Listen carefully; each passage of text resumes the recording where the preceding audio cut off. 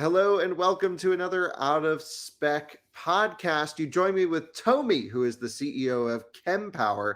You guys have heard me talk about Kempower many times on this channel, on this show, where we've talked about using their chargers, the reliability, the style, the way that it integrates and it works. It's a very much a power distribution method when it comes to DC fast charging. But I really want to get Tomi's take on, everything going on in Kempower. And also, guys, big news, Kempower is starting the expansion into America. So in this episode, Tomi's going to let us know all of the plans, the products, the services that they'll be offering in America, and sort of where they fit into our charging landscape. So, Tomi, thanks for joining. Thanks, Kyle. Happy to be here. Yeah, I think it's going to be really fantastic to see your take on everything. It's no secret we're a fan of your products. We've filmed with them many times, and they're always, just from a style standpoint, just from a design and user interface standpoint, they're the coolest chargers out there. How did you come up with this whole idea? Yeah, I think it's the concept and it's the idea. Of course, we made an early decision already when we started making the products that we have to become EV drivers to understand the industry properly. I've been working with e-mobility since 2011, but I was always working with big, let's say, vehicles and the systems inside the vehicles before I joined Kempower in 2019. And then we started looking at the industry that, hey, let's get EVs to actually understand what is the need. And a lot of the innovation and the ideas on how to build the chargers came also the idea when you start using the products and you start seeing the shortcomings of certain older versions of somebody else's chargers and what could be better. It's like the reach of the cable or the information on the screens and the ability to take the screen with you, having the power distributed by the cars when you understand how the batteries work. And it's a combination of actually trying to be, we try to make a best product for ourselves as being the users of EVs. And I think it's quite early when we're looking at we don't have states in Finland, but a bit similar areas. And in the beginning, when we started with about 20, 30 people team and having the EV drivers, we had like a 10% of all the EVs in our so-called state. So it was quite different also some years ago in Finland on how many electric vehicles you see on the road. Right, that totally makes sense. And I mean, driving around, I was just in Finland and used some Kempower stations, and I was in, of course, Norway and Sweden, and you have seemingly a high density in the Nordic countries of your installations. I mean, in Norway, for example, like every other parking lot seems to have Kempower stations in them. Is that just because you're there? Is there a specific reason that market works so well for your chargers? It's part of course, our home turf. You have to start somewhere when you start rolling out your products. But we also look at it from the biggest aspect, not to look at only our country and looking at Nordics as a whole, our home. But I think the other point is why, especially in Norway, we are popular, is that when you have a country where you have almost 80% of the new cars are electric, and I think today they are past 20% in the whole population of cars, people start to appreciate the technology that actually serves a lot of cars. We also like to refer it to the more plugs. That people trust the sites which have a possibility to charge more EVs.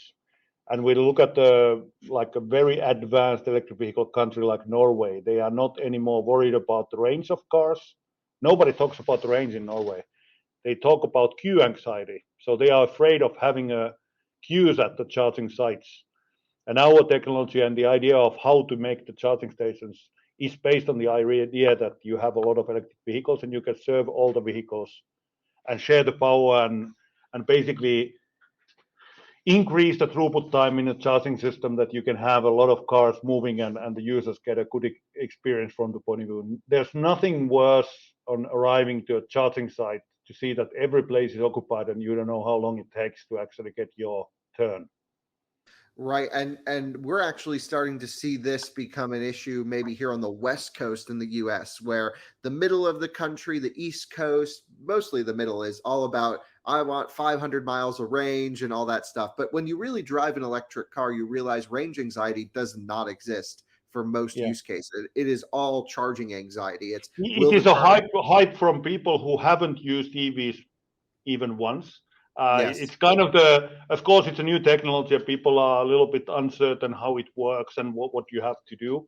But I noticed exactly the same. I was last week in US, and in Seattle and San Francisco, the population of EVs was a lot higher than, for example, in Washington, where I ended my trip last week with the president of Finland. So this is interesting to see that the aerial differences are quite high, and I think California is like the Norway of US, and I think the other states might be following soon. But I think the critical point is there. We have the chicken and the egg situation with charging infrastructure.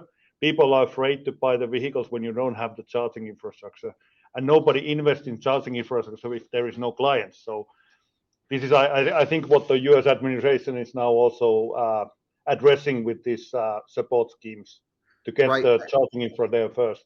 Yeah, you're absolutely correct. So let's talk a little bit about the unique, I guess, way that Kempower does charging. Because what's cool about Kempower is you design, spec, and build everything in house for the most part. Yeah, You have your yeah, yeah. engineering facilities there in Finland, but also a US factory coming soon.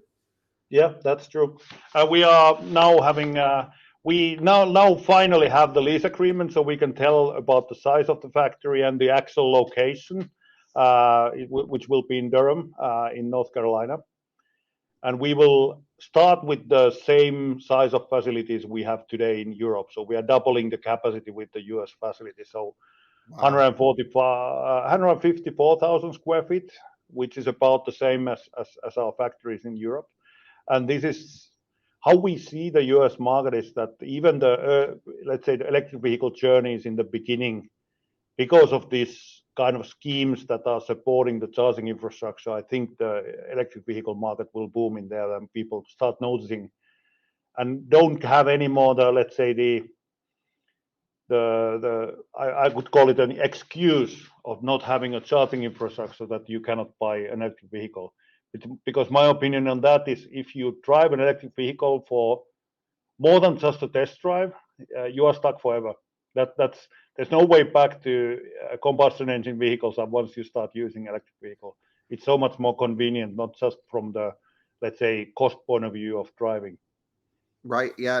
There's so many benefits, of course, and I agree. As a combustion enthusiast, I tend to drive electric 99% of the time because it's just easier, faster, and really it works so much better. And so that's why I'm interested in EVs, because of just the instant power that I'm full every Yeah, morning. It's just so much less painful. But I want to congratulate you on the Durham factory. That's pretty amazing. I lived for, I don't know, 5 or 6 years in the Raleigh Durham area, and so really great to see that becoming a hub for electric mobility on the East Coast. So yeah. we're excited to go see the factory and see the progress when that happens.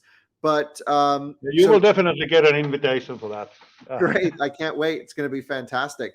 So obviously the chargers are going to be built in the US to comply with our funding schemes, and Mm. also probably just for ease of transport. But Yeah, what it's no use of actually transporting metal boxes on a ship.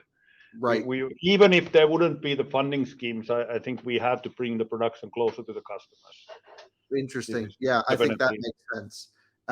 But even aside from the production, what is it about the Kempower units? Can you talk a little bit about how the deployment works for you guys? How you'll have a centralized power source with satellite dispensers around? Why is your solution unique compared to other systems out on the market? And aren't we getting the updated version in the US coming soon? Is that what's happening?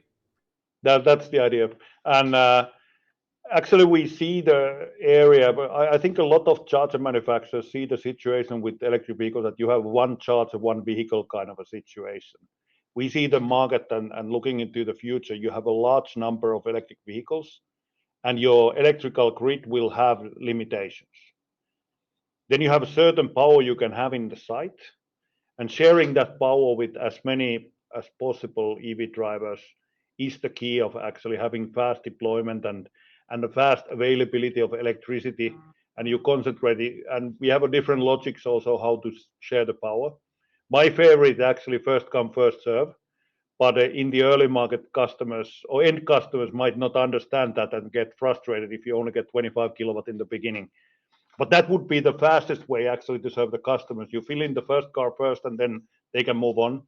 And I think we are looking at this dynamic power distribution, that you can change the power of a charging pole from the central unit. And it also helps the, let's say, designing the sites, because our actual charging points are very, very, let's say, tiny from the footprint area. And you can have the power unit, I don't know how much that is in yards, but in meters, it's 80 meters away. So it gives a lot of flexibility. And then when you look at also hot areas, I think the ambient temperature is not that difficult, but if you have a direct sunlight on the charger, that will be a stress on the, let's say, usability. So you can also have the actual heating unit in the shadow and have it better placed and have actually better functioning system as total. So Right, that totally makes sense. And which obviously we have 150 kilowatt recommendation for most states, a requirement for others in the US. What are the power levels going to look like? And so what would be the user experience? I know you mentioned you like the first come first serve. I've actually heard different methods on this, and I think it'd be cool to do a video maybe demonstrating this, to talk yeah, about, what that first car gets maximum juice. This is the way Tesla used to do version 2 superchargers, and now we're starting to see everyone do forced even splits across. Your system can handle either way depending on what the yeah, CPU yeah. wants to do. How the CPO decides, and there could be also this kind of a VIP membership programs that doesn't well serve in the Scandinavian market, which are sometimes even too democratic. People like the even split because of the heritage as well. I don't know if this gold card version would work in there, but this could be a possibility that, for example, if you have some membership, that you could get faster choose from the charger. But these are all thought about in the beginning at how to serve and how the CPOs actually want to have the systems working. Uh, and my idea in there is also to address the future issue, which every area has, what they already have. Maybe in Finland, we only experience it in the holiday season when people tend to, let's say, travel to North Lapland to go for skiing, and you meet all the cars in the charging stations and you start getting the queues. But I think all the countries, when you get a large number of EVs, this queue anxiety becomes a reality. And to address this issue, to have as many cars charging at the same time and on average offer very fast charging. I think if one person needs to stay there 2 minutes longer, as total, it's a better solution to have a people served with this, because it actually helps also the electric vehicles. I don't want to use the saving the world theme that much, but it is also for climate change challenges to have as many EVs on the road is to replace the crematoriums of the world. Right. Yes. So, all makes sense, but what is the minimum power? So, in most configurations, I guess in the US, you're going to have one power distribution brick, Mm, the actual charger, that's going to have, a whole bunch of dispenser, I think you call them satellites, that will be charging the yeah, different vehicles. correct. What is the maximum power of that particular charger, and how many posts can you hook up to it? Yeah, I think the maximum power comes more from the limitations of CCS connection points and the charging cables. For us, it's not really the limit of the charger. You could have as much power the vehicle can take and what the connection can handle. Typically for high voltage vehicles, like you look at the Hyundai Ioniq 5 or the high voltage cars, I think the limit we can go close to 400 kilowatts.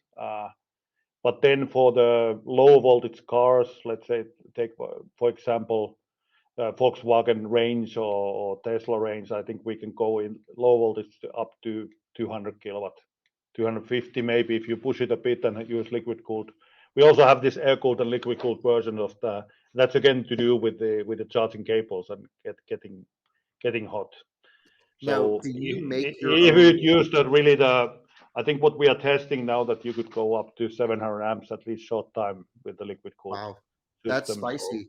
I mean, that's more than anything publicly available today, at yeah, least in the yeah, US. definitely. The And the maximum, small range, of course, if we look at our dynamics, then the resolution is 25 kilowatt. So even if we would make a my favorite system on this first come first serve. The last one would get the 25 kilowatt at minimum, but of course the system works that it can change the power also during the charging cycles, which is also Okay. quite different from the existing dynamic system, because it can also, when the other batteries are getting full, you get to choose in Right. the So end. it's basically like, whoever gets there first gets the maximum their car wants. But then basically, as they start to taper, you can shift that power to the newer vehicles that arrive.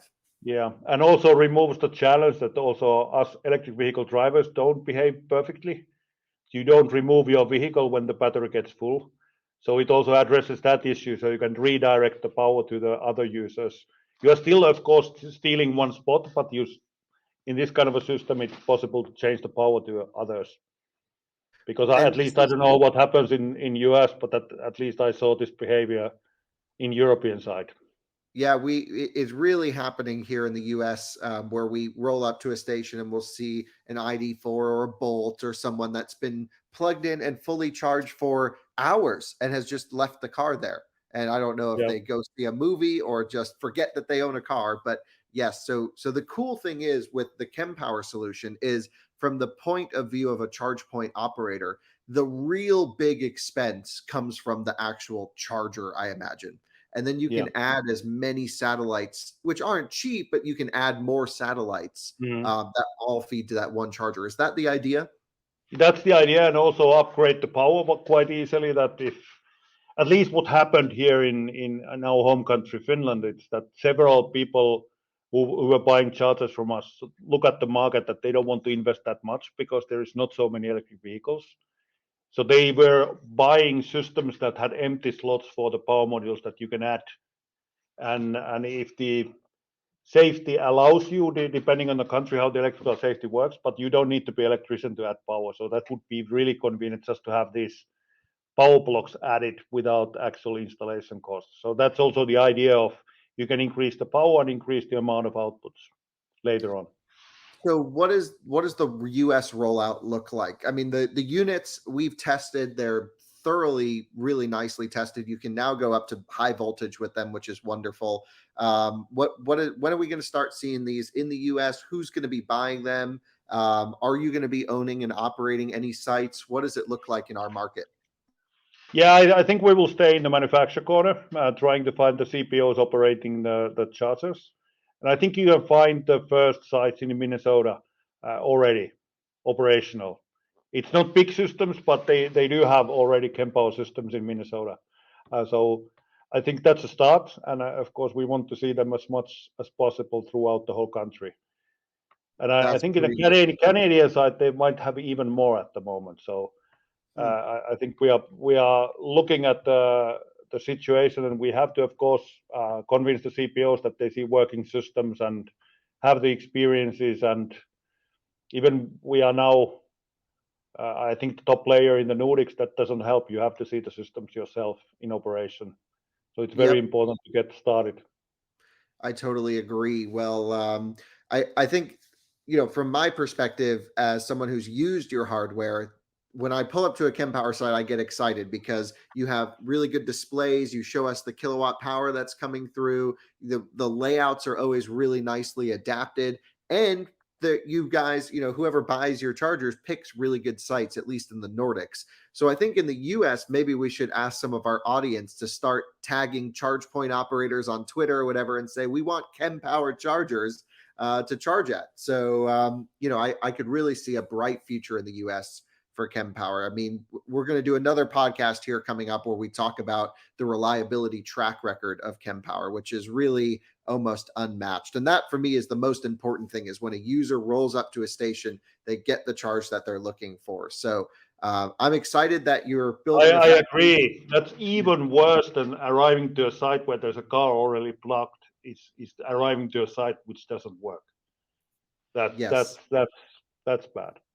Yeah, totally agree. And this happens every day, way too often in the US. So we really need the help, with reliable charging infrastructure. And it's a hardware problem, and it's also a software implementation thing. But you guys cover everything in house, so we'll do a whole episode on that. You'll have the factory in Raleigh, Durham area, which is going to be amazing. You're going to have chargers actually already installed in North America. We'll have to go find them and make some videos as soon as possible. Yeah, that's good. And yep, so we'll do that. And then you're going to be seeing Kempower working with Out of Spec on a few different projects. So we'll obviously be at the factory when that happens. We're going to be talking about chargers and reliability. So plenty more to come with us talking about charging infrastructure. But can't thank you enough for watching this episode of Out of Spec podcast. Thank you, Tomi, for joining. That was really Thank great. you. Great. Happy See to you be on here another again. one. Yeah. Yeah. Yep. Bye bye.